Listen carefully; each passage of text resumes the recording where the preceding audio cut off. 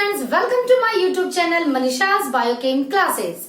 तो इस video series में मैं लेकर आई हूँ आपके लिए क्लास 9 की केमिस्ट्री।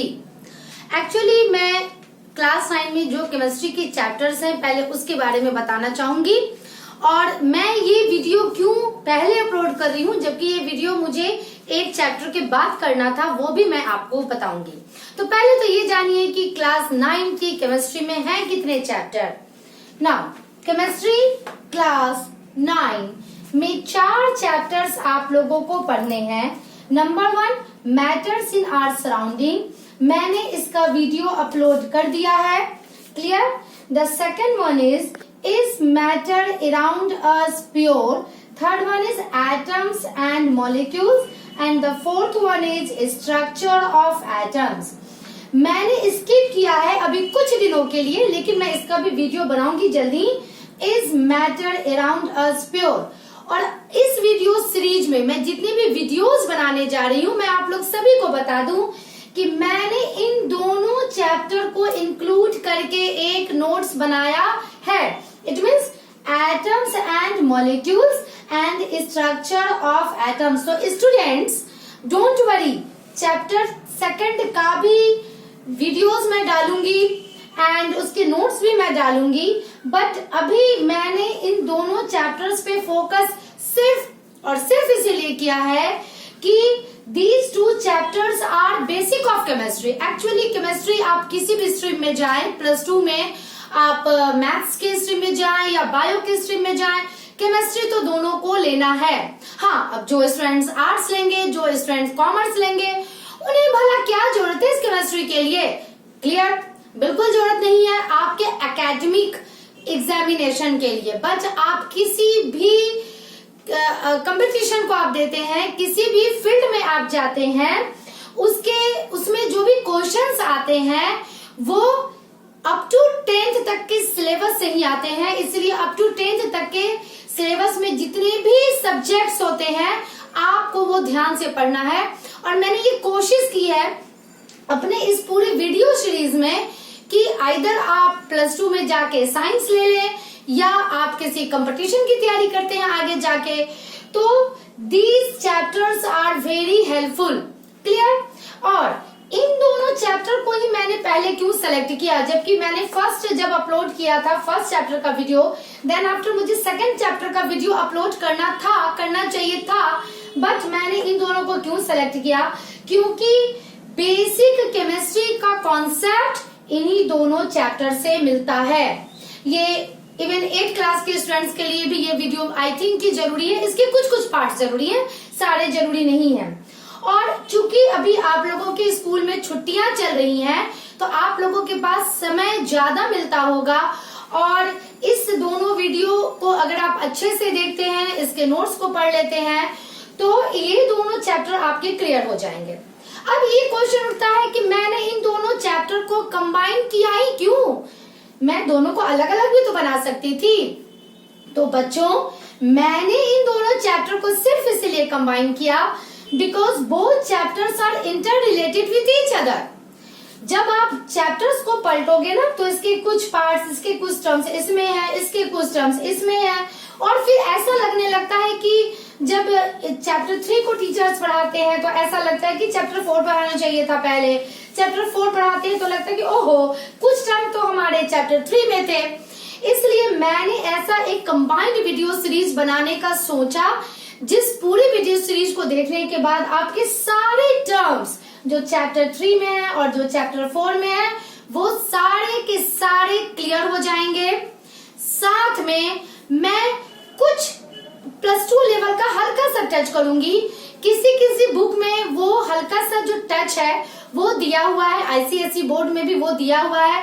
और +2 में जाने के बाद जब बच्चों को केमिस्ट्री बिल्कुल नया लगता है कि अरे ये मैंने तो पढ़ा ही नहीं सीबीएसई बोर्ड में, तो स्टूडेंट्स को आगे सीनियर क्लासेस में भी दिक्कत हो, ये हल्का सा टच रहेगा, but it is included, all these topics are included in your 9th syllabus. भले वो एकेडमिक में टीचर्स पूछे या ना पूछे, लेकिन वो जानना चाहिए, ये आपकी नॉलेज के लिए भी जरूरी है, सीनियर क्लास के लिए भी जरूरी है, आगे के कंपटीशन के लिए भी जरूरी है।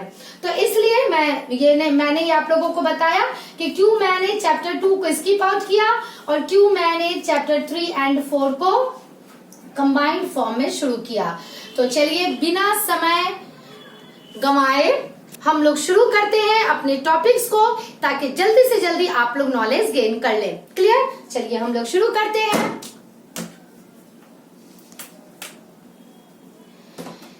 चैप्टर 3 एंड 4 को पढ़ाने के पहले मैं ये बताना चाहूंगी व्हाट इज केमिस्ट्री। हम लोग केमिस्ट्री पढ़ रहे हैं, बचपन से सुनते आ रहे हैं। साइंस के 3 ब्रांच होते हैं, फिजिक्स, केमिस्ट्री एंड बायोलॉजी। क्योंकि हम लोग केमिस्ट्री की वीडियो को बना रहे हैं तो व्हाट इज केमिस्ट्री, एक इसका बेसिक नॉलेज होना चाहिए। डेफिनेशंस बहुत सारे मिल जाएंगे आप लोगों को, बट एग्जैक्टली केमिस्ट्री में हमें पढ़ना क्या है। हम लोगों ने मैटर पढ़ लिया है चैप्टर 1 में। तो केमिस्ट्री साइंस का वो ब्रांच होता है जिसमें हम लोग स्टडी करते हैं ऑल अबाउट मैटर। मैटर के क्या कंपोजिशन होते हैं, उसमें कैसे चेंजेस आता है, उसका केमिकल रिएक्शन कैसे होता है, वो किस चीज के द्वारा बना हुआ है, ईच एंड एवरीथिंग। ये मैटर से रिलेटेड, सब्सटेंस से रिलेटेड हम लोग जो भी चीज पढ़ते हैं, all things are included in chemistry. और फादर ऑफ केमिस्ट्री हम लोग कहते हैं लेवॉइजर, एक साइंटिस्ट थे, इन्होंने केमिस्ट्री में बहुत चीज दिया और इस वजह से लेवॉइजर को कहा जाता है फादर ऑफ केमिस्ट्री। चलिए अब हम लोग आते हैं अपने मेन टॉपिक पे। This is atom. आखिर ये एटम है क्या? बचपन से हम लोग नाम सुनते आ रहे हैं भाई, एटम एंड सो ऑन। कुछ भी, लेट अस सपोज मान लिया कि ये एक मार्कर है, ठीक है। ये मार्कर किस चीज का बना होगा? प्लास्टिक का बना हुआ है, ठीक है, बिल्कुल। और प्लास्टिक किस चीज का बना हुआ होगा? किसी न किसी पार्टिकल्स का बना होगा। चलिए प्लास्टिक का molecular formula, molecular combination let us suppose आप लोग नहीं जानते हैं। मैं एक सबसे सिंपल एग्जांपल लेती हूँ जिसके बिना हम लोग जिंदा नहीं रह सकते। अ ग्लास ऑफ वाटर, क्योंकि वाटर के बारे में बहुत सारे बच्चे बहुत कुछ जानते हैं, इसलिए मैंने वाटर का यहाँ पे एग्जाम्पल लिया। अ ग्लास ऑफ वाटर किस चीज से बना हुआ है? वेरी सिंपल, चूंकि हम लोगों ने मैटर पढ़ रखा है। It is consist of water molecule. चलिए तो वाटर मॉलिक्यूल। अब बहुत सारे बच्चे इसका मॉलिक्यूलर फॉर्मूला भी जानते होंगे और जो नहीं जानते वो इस वीडियो सीरीज को देखने के बाद गारंटेड जान जाएंगे। तो वाटर का molecule this is H2O। Clear? This is water, one molecule of water. तो एक ग्लास ऑफ वाटर में let us suppose 1 billion water के मॉलिक्यूल होंगे। अब ये वाटर का मॉलिक्यूल किस चीज का बना हुआ है? तो ये वाटर भाई बना हुआ है, देख के तो समझ में आ रहा है, बचपन से हम लोग सुनते आ रहे हैं। ये बना हुआ है हाइड्रोजन का और ये बना हुआ है ऑक्सीजन का। What is hydrogen and what is oxygen? These are the elements. ये एलिमेंट्स हैं और सब्सटेंस का सबसे सिंपलेस्ट फॉर्म एलिमेंट्स होता है जिसे हम लोग तोड़ नहीं सकते हैं। तो भाई हाइड्रोजन किस चीज का बना हुआ है? हाइड्रोजन आखिर है क्या? अगर मैंने एक हाइड्रोजन कहा, this is an atom of hydrogen, an atom of hydrogen. ये बेसिक कॉन्सेप्ट है। इस कॉन्सेप्ट के द्वारा ये पता चल रहा है कि व्हाट इज एटम। दुनिया में जितने भी सारे चीज हैं, आइदर लिविंग और नॉन लिविंग, वो सबका सबसे छोटा part, the smallest particle in the world is atom. अगर एटम को हम लोग डिफाइन करना चाहें तो atom is the smallest particle of all matter. दुनिया में जितने भी मैटर है उनका जो सबसे स्मॉलेस्ट पार्टिकल है किसी भी एलिमेंट का, वो एटम है, जो इंडिविजुअली एग्जिस्ट कर सकता है या मॉलिक्यूलर फॉर्म में भी रह सकता है और it can take part in chemical reactions. हम लोग जो भी रिएक्शंस पढ़ते आए हैं बचपन से, उसमें एटम ही इधर उधर जाके नए नए कंपाउंड को बनाता है। तो what is atom exactly? It is smallest particle of any material which can take part in chemical reaction and which can exist independently in the nature। वो पेड़ पौधा हो या एनिमल हो या स्टोन हो या वाटर हो या एयर हो, ईच एंड एवरीथिंग, दुनिया में सारे चीज जिस छोटे छोटे चीज को मिला के बने हैं उसे ही हम लोग कहते हैं एटम। अब अगर इसकी साइज की बात की जाए, क्या एटम को हम लोग देख सकते हैं? बिल्कुल नहीं देख सकते हैं। नेकेड आई से बिल्कुल भी एटम को हम लोग नहीं देख सकते हैं। आखिर ये कितना छोटा होता है? ये काफी छोटा होता है। जब बहुत सारे रिसर्च के द्वारा पता चला कि ये एटम क्या है, एक स्फेरिकल शेप का स्ट्रक्चर है। नेचुरली किसी भी सर्कल का अगर साइज पूछा जाए या किसी भी स्फेयर का साइज पूछा जाए तो उसका साइज किस पे डिपेंड करता है? उसके रेडियस पे डिपेंड करता है। ये हम लोग मैथमेटिक्स में पढ़ चुके हैं। तो आखिर इसकी रेडियाई कितनी होनी चाहिए? क्लियर? तो एग्जैक्ट आप हर एक एटम का रेडियाई के बारे में आप लोगों को अभी नहीं पढ़ना है कि भाई इसकी रेडियाई इतनी, उसकी रेडियाई इतनी, वैसा नहीं पढ़ना है। But what should it's measurement? तो इसका जो साइज होता है, लेंथ के यूनिट एसआई यूनिट मीटर होता है। क्लियर? हम लोग इसका मेजरमेंट जो करते हैं वो हम लोग करते हैं एंगस्ट्रॉम में। क्लियर? इस तरह से जो लिखा रहता है उसे एंगस्ट्रॉम में करते हैं, या सबसे ज्यादा किया जाता है नैनोमीटर में। क्लियर? नैनोमीटर, जिसका शॉर्ट फॉर्म होता है N and m, this is nanometer. What is its value? 1 angstrom is equal to 10 to the power minus 10 meter, and 1 nanometer is equal to 10 to the power minus 9 meter. अब सोचिए इसकी value कितनी छोटी है। हमारा atom कितना छोटा है? इतना छोटा है कि हम लोग इसे देख भी नहीं सकते। और जितने भी एटम है दुनिया में, जितने भी एलिमेंट्स है, जो स्मॉलेस्ट एटम है इस दुनिया का, स्मॉलेस्ट एटम है, दिस इज हाइड्रोजन एटम। और अप्रोक्सीमेटली इसका जो साइज है वो साइज है इसका 0.037 नैनोमीटर। अब सोचिए ये कितना छोटा है, 0.037 नैनोमीटर। ये हाइड्रोजन एटम दुनिया का सबसे स्मॉलेस्ट एटम है। We can't see an atom with our naked eye. तो किस चीज के द्वारा हम लोग एटम देखेंगे? साइंटिस्ट ने अगर एटम के बारे में बताया तो किस चीज के द्वारा बताया?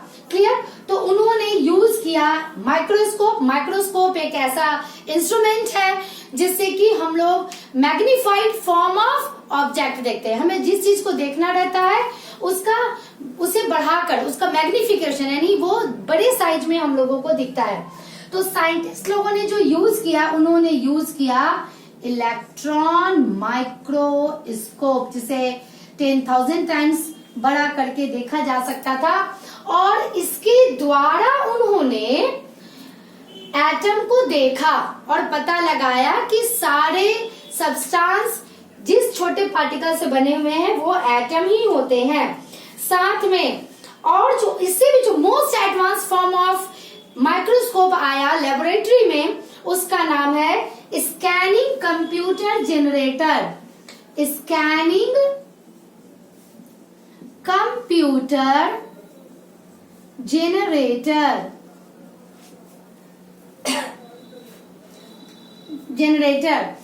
SPG generator.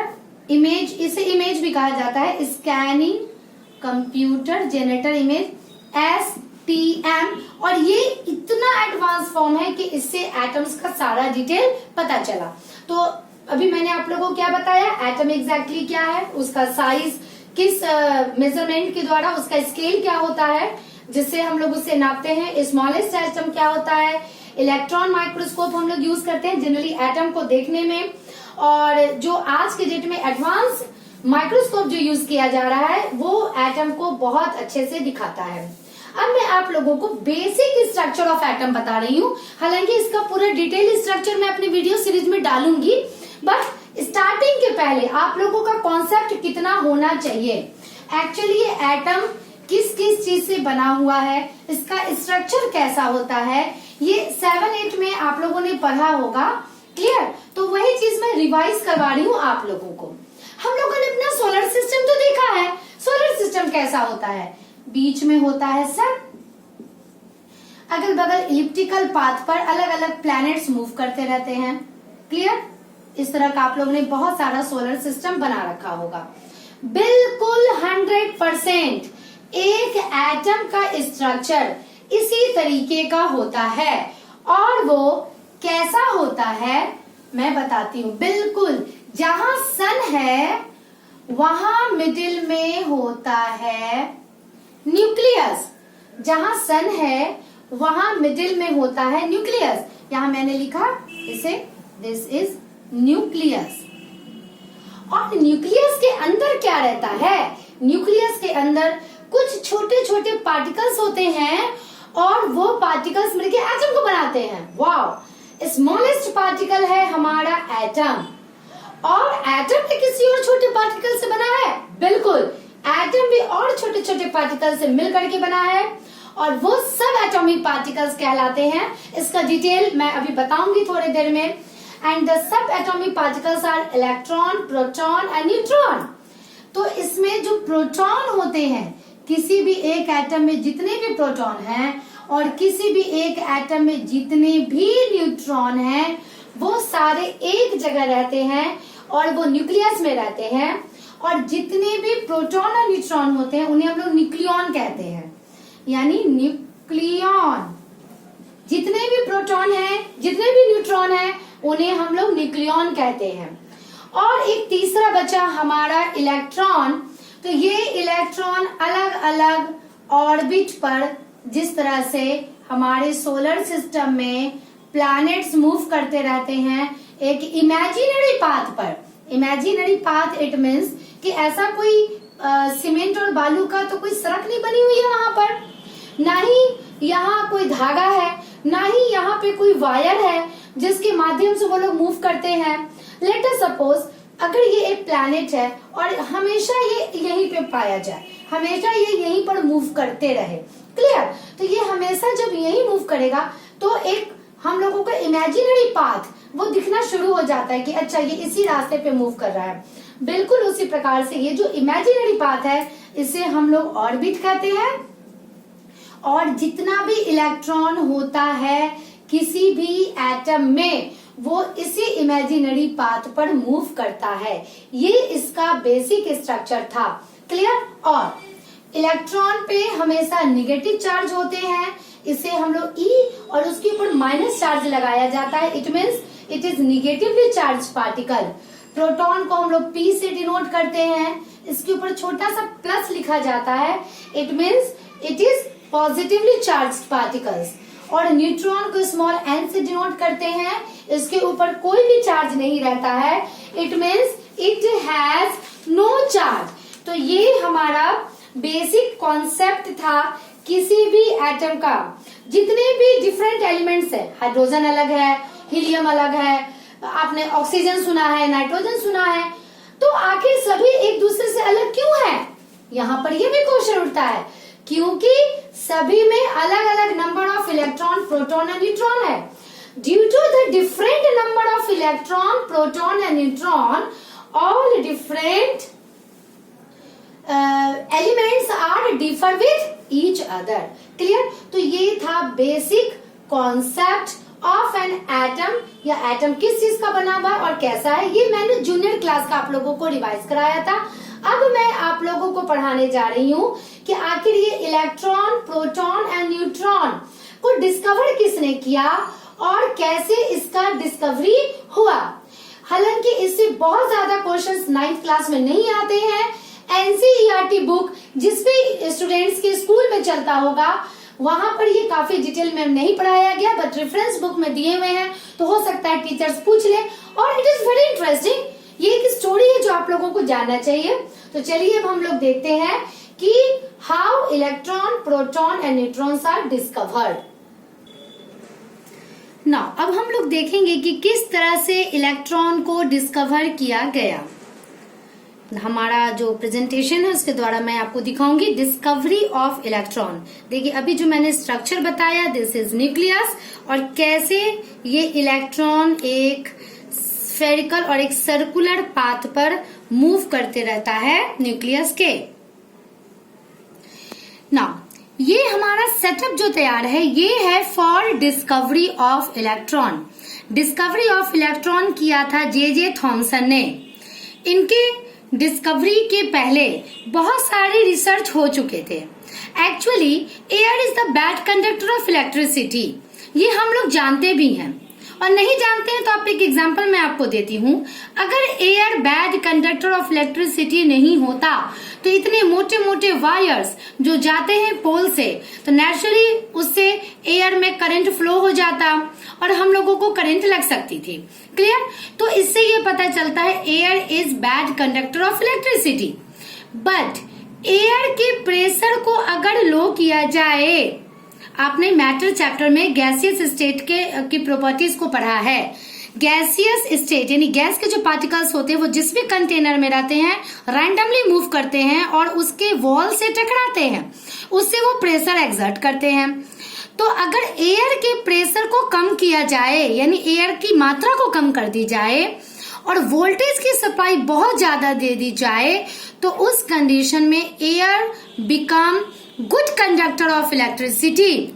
और जब ये पता चला तो जे थॉमसन ने क्या किया कि अपना सेटअप पे फिर से एक्सपेरिमेंट शुरू किया और उन्होंने ये सेटअप बनाया। तो इस सेटअप के बारे में मैं आपको बता दूं, ये जो आप लोगों को ग्लास का बना हुआ ट्यूब नजर आ रहा है इसे हम लोग कहते हैं डिस्चार्ज ट्यूब या गैस डिस्चार्ज ट्यूब।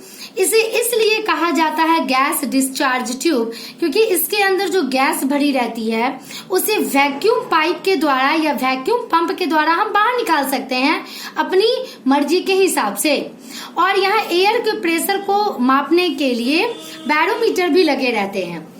तो this is gas discharge tube. इस गैस डिस्चार्ज ट्यूब को देखिए, वायर के द्वारा बैटरी से जोड़ दिया गया, पावर सोर्स से जोड़ दिया गया।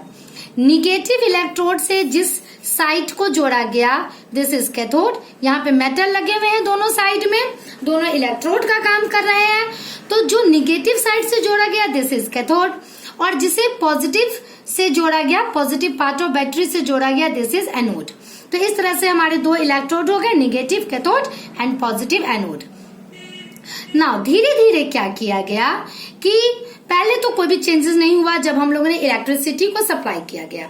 धीरे धीरे वैक्यूम पंप के द्वारा एयर को यहाँ से निकाला जाने लगा और यहाँ पे वोल्टेज को बढ़ाया जाने लगा।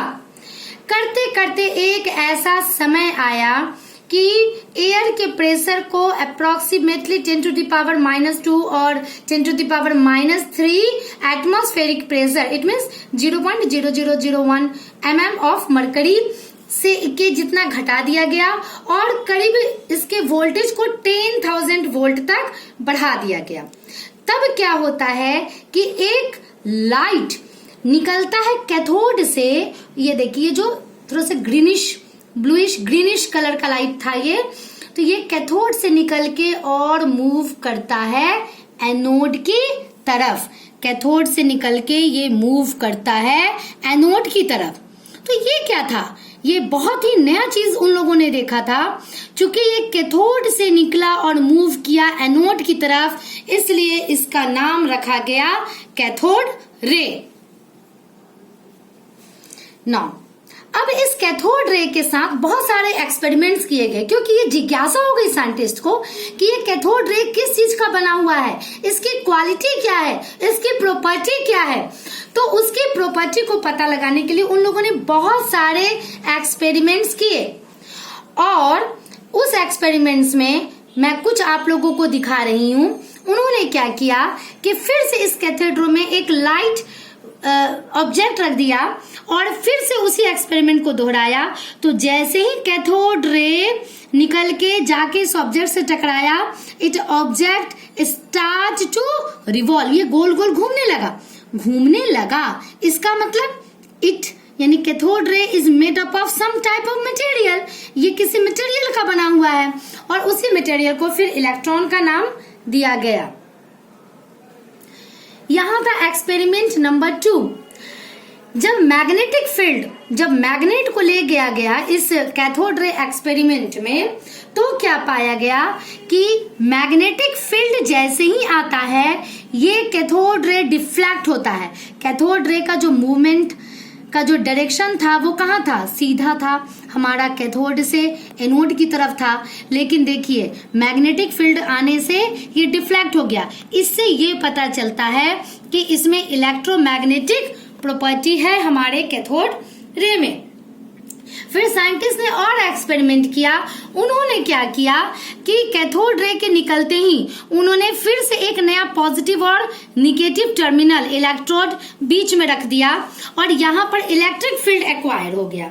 इलेक्ट्रिक फील्ड एक्वायर हो गया, इससे क्या देखा उन लोगों ने, यहाँ पर भी चेंजेस उन्होंने देखा कि जो कैथोड रे इतने दूर वाले पॉजिटिव चार्ज की तरफ जा रहा था वो इधर पॉजिटिव चार्ज की तरफ मूव कर गया। इट मीन्स कि कैथोड रे की निगेटिव प्रॉपर्टी है, ये हमारा कंफर्म हो गया। और ये इसमें इलेक्ट्रिकल प्रॉपर्टी भी होती है, मैग्नेटिक प्रॉपर्टी भी होती है। That's why it is electromagnetic in nature. और यहाँ पर फिर इन लोगों ने क्या देखा कि जब कैथोड रे आया तो एक ओपेक ऑब्जेक्ट उन लोगों ने बीच में रख दिया। क्या देखा कि उसका शैडो पीछे पड़ने लगा। It means cathode ray move in a straight path, straight line. ये भी प्रॉपर्टी कैथोड रे की पता चल गई। क्लियर? तो इस तरह से कैथोड रे की प्रॉपर्टी पता चल गई उन लोगों को। और फिर लास्ट में बहुत सारे रिसर्च हुए। कैथोड रे जिस पार्टिकल से बना हुआ था उसमें बहुत सारे गैसेस को डाला गया, डिफरेंट टाइप ऑफ गैसेस को डाला गया, डिफरेंट टाइप ऑफ मेटल से इलेक्ट्रोड बनाए गए, लेकिन सब में उसके चार्ज का जो वैल्यू था, उसके मास का जो वैल्यू था वो फिक्स हो गया। और लास्ट में जे थॉमसन ने बोला कि दिस इज इलेक्ट्रॉन, यानी कैथोड रे बना हुआ है इलेक्ट्रॉन का which is negatively charge particle. तो ये कैसे बना ये मैं थोड़ी देर में आप लोगों को डिटेल में बोर्ड पर बताऊंगी। नाउ नेक्स्ट हुआ फिर डिस्कवरी ऑफ प्रोटॉन। क्योंकि हमारा एटम ये देखिए अलग अलग आपको ऑर्बिट्स नजर आ रहे हैं। क्योंकि हमारा एटम जो है वो न्यूट्रल है, उसमें तो कोई चार्ज नहीं है। तो भाई जब निगेटिवली चार्ज पार्टिकल्स का वो बना हुआ है तो निश्चित रूप से कुछ ना कुछ पॉजिटिव चार्ज तो उसमें होगा। और ये जिज्ञासा साइंटिस्ट लोगों को होनी शुरू हो गई।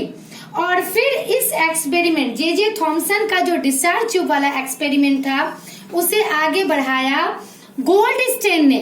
गोल्डस्टेन ने क्या किया कि उन्होंने डिस्चार्ज ट्यूब वाले एक्सपेरिमेंट को आगे बढ़ाया और देखा कि भाई और क्या हो सकता है। ये जो डायग्राम है ये सेम वही सेटअप है। क्लियर? सिर्फ डायग्राम हमारा अलग है। यही हमारा देखिए ये कैथोड रे था, ये कैथोड रे है जो ग्रीन कलर का है, इसका कलर हमेशा सेम होता है, इसका चार्ज हमेशा सेम होता है, इसका जो मास है इसके पार्टिकल का वो भी हमेशा सेम होता है।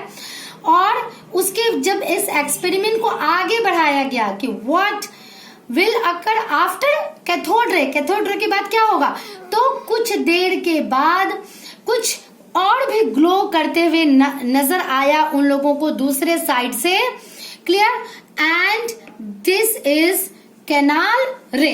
और ये कैनाल रे फिर एक कुछ नया था। फिर साइंटिस्ट लोगों की जिज्ञासा हुई तो आगे फिर उन लोगों ने एक्सपेरिमेंट्स को बढ़ाया कि है क्या।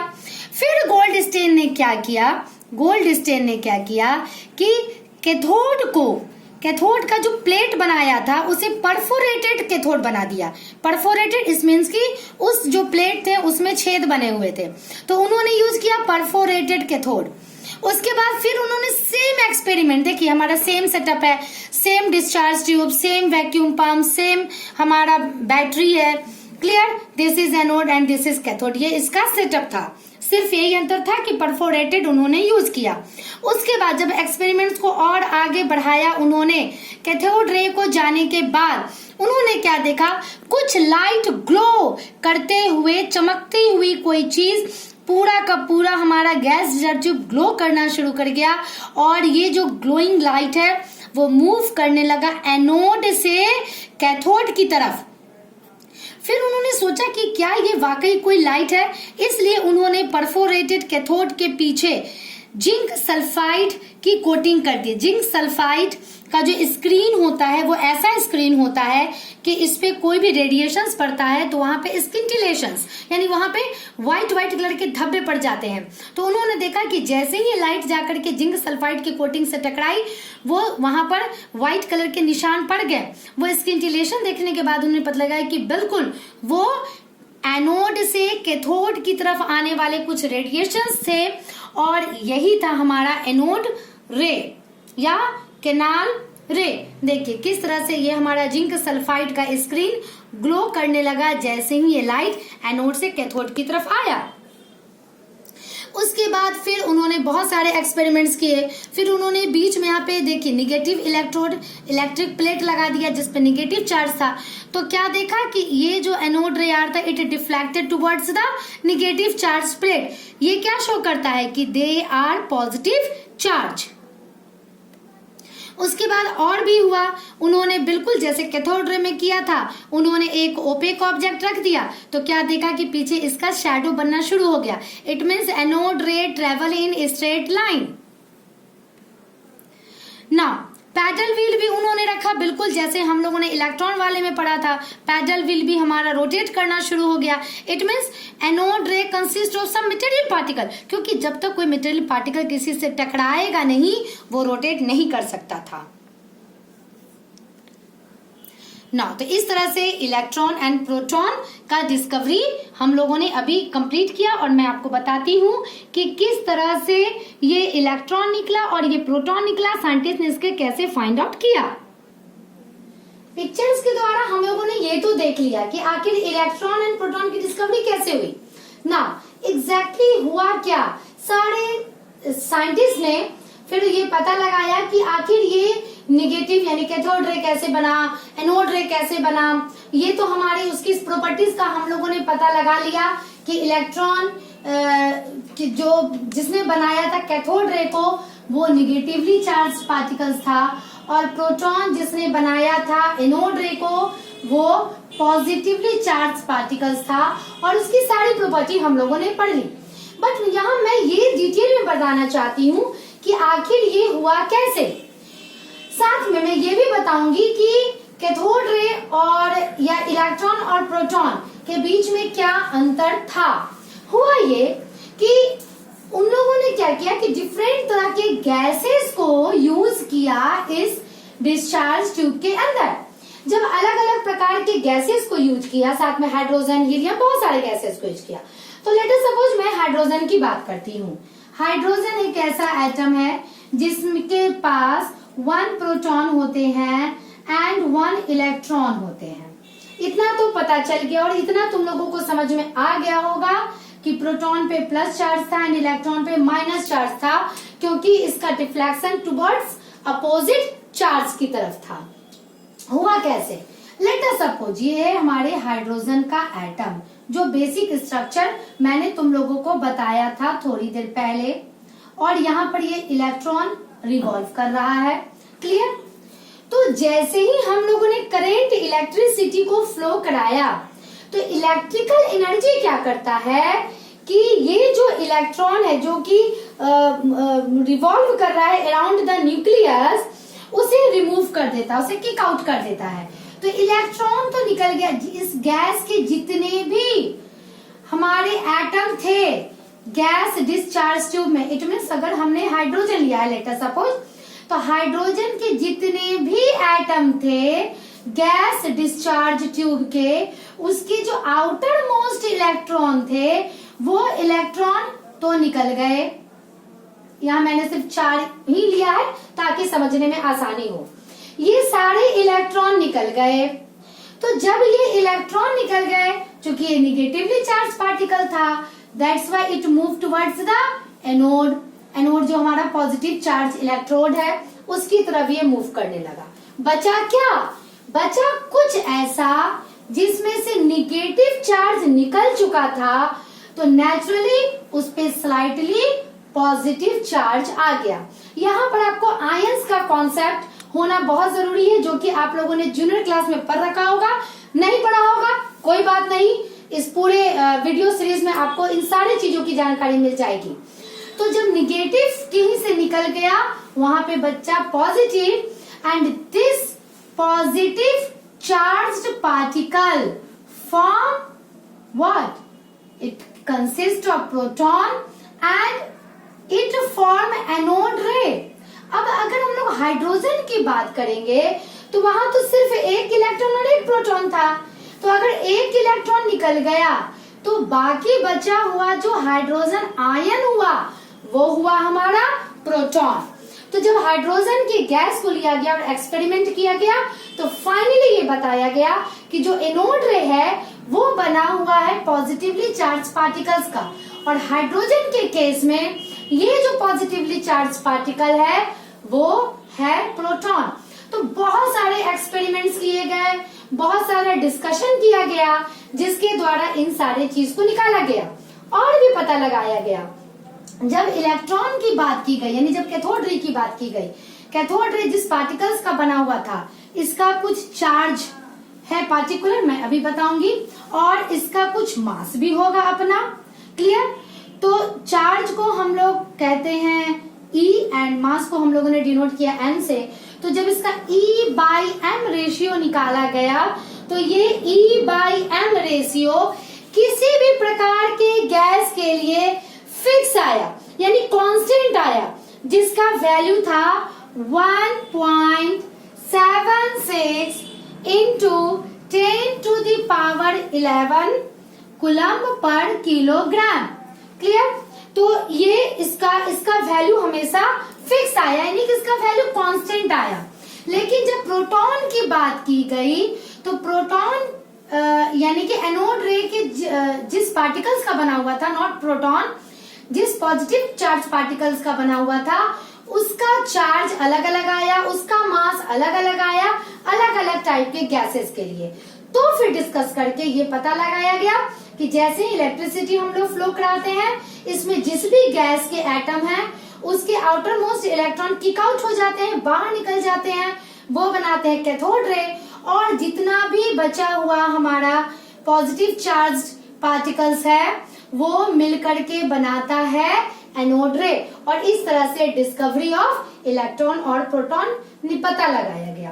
अब आती है, चूंकि मैंने थोड़ी देर पहले बताया था कि एक एटम बना रहता है इलेक्ट्रॉन, प्रोटॉन एंड न्यूट्रॉन, तीन चीज से।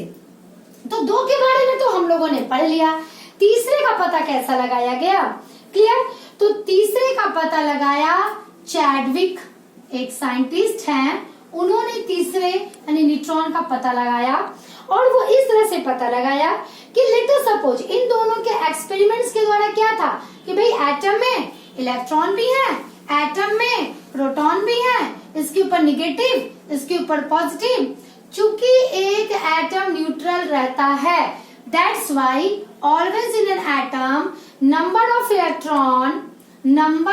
Electron is always equal to number of proton, ये होना ही होना है।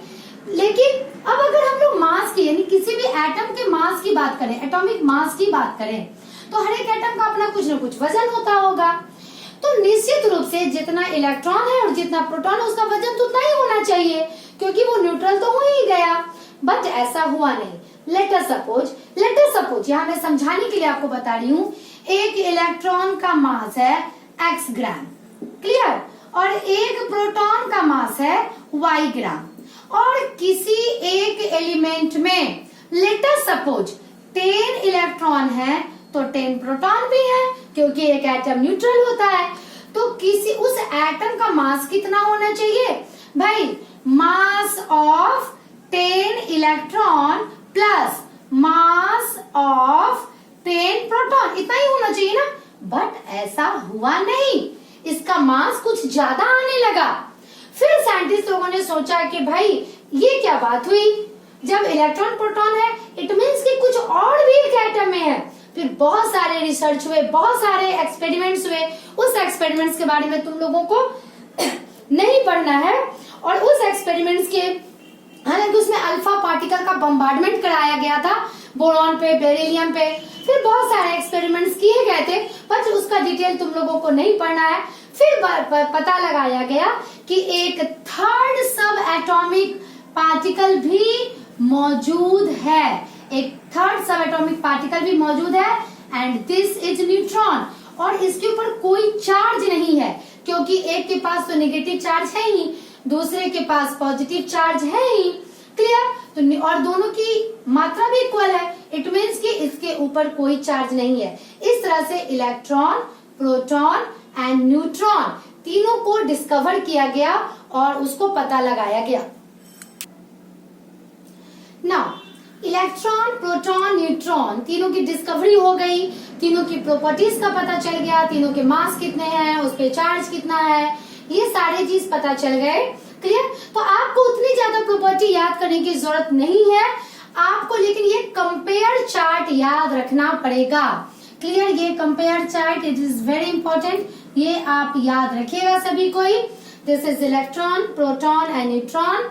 इलेक्ट्रॉन के ऊपर नेगेटिव चार्ज, प्रोटॉन के ऊपर पॉजिटिव चार्ज एंड न्यूट्रॉन के ऊपर नो चार्ज। यहाँ मैंने लिखा है एब्सोल्यूट मास, एब्सोल्यूट चार्ज, यानी कि एग्जैक्टली कितना मास होता है इलेक्ट्रॉन, प्रोटॉन, न्यूट्रॉन का, एग्जैक्टली कितना चार्ज होता है इलेक्ट्रॉन पर एंड प्रोटॉन पे एंड न्यूट्रॉन पे, and this is relative mass and relative charge, कि इन तीनों को कंपेयर किया गया तो उसका मास और चार्ज कितना है। Now absolute mass of electron 9 into 10 to the power -31 kilogram, ये इसका एब्सोल्यूट मास है। क्लियर? किसका? इलेक्ट्रॉन का। और प्रोटॉन का एब्सोल्यूट मास है 1.6 into 10 to the power -27 kilogram, और न्यूट्रॉन का भी मास 1.6 into 10 to the power -7, दोनों का सेम मास होता है 27 किलोग्राम, इन दोनों का सेम मास होता है। Absolute charge 1.6 into 10 to the power -19 coulomb, coulomb is the unit of charge, ये लेकिन but it is negative. Proton पे भी सेम उतना ही चार्ज होता है 1.6 into 10 to the power -19 coulomb, but it is positive. Neutron चूंकि न्यूट्रल था, इसका नाम ही न्यूट्रॉन इसलिए पड़ा था, तो that's why there is no charge, that's why it is denoted at 0। Clear? ना अब हम लोग मास की बात करें, रिलेटिव मास की बात करें, तो with respect to a proton, electron का जो मास है वो इसका अप्रोक्सीमेटली 1/1840 टाइम्स है, यानी इलेक्ट्रॉन का मास प्रोटॉन की तुलना में देखिए कितना छोटा है, एक अप्रोक्सीमेट यहाँ पर निकाला गया है। एंड प्रोटॉन और न्यूट्रॉन का तो मास एक है, that's why it is denoted as unit यानी 1। रिलेटिव चार्ज की बात करें, चूंकि माइनस चार्ज है इलेक्ट्रॉन पे, इसे यूनिट चार्ज माना गया, प्रोटॉन पे प्लस चार्ज है, इसे यूनिट पॉजिटिव चार्ज माना गया, न्यूट्रॉन पे चूंकि कोई चार्ज नहीं है, that's why here it is also written as 0। Clear? तो इस तरह से इलेक्ट्रॉन, प्रोटॉन और न्यूट्रॉन, इसके बारे में मैंने आप लोगों को बताया। क्लियर? और ये जो मैं स्टार्टिंग के कुछ वीडियोस बना रही हूँ, it is basically related with structure of atom topic. ये मैं इसलिए आप लोगों को क्लियर कर दी हूँ स्टूडेंट्स, ताकि आप लोगों को कोई दिक्कत ना हो, आप लोग अपने चैप्टर से उससे मैच करके देखिएगा कि ये जो स्टार्टिंग का आज का जो मेरा वीडियो है उसके जो टॉपिक्स है वो स्ट्रक्चर ऑफ एटम से मिलेंगे। इसके बाद वाला भी जो वीडियो होगा, यानी स्टार्टिंग के 2 या 3 वीडियोस स्ट्रक्चर ऑफ एटम से मिलेंगे और बाद वाले वीडियोस चैप्टर 3 यानी एटम एंड मॉलिक्यूल से मिलेंगे। तो इस वीडियो के साथ मेरा कोई भी नोट्स नहीं जाएगा आपके पास, वीडियो नंबर 2 में मैं इससे रिलेटेड नोट्स डालूंगी। तो आप लोग वीडियो देखते रहिए, टॉपिक को समझते रहिए और मेरे साथ बने रहिए मेरे यूट्यूब चैनल पर मनीषास बायोकेम क्लासेस के साथ। नेक्स्ट वीडियो में नेक्स्ट टॉपिक के साथ मिलती हूँ। Till then bye.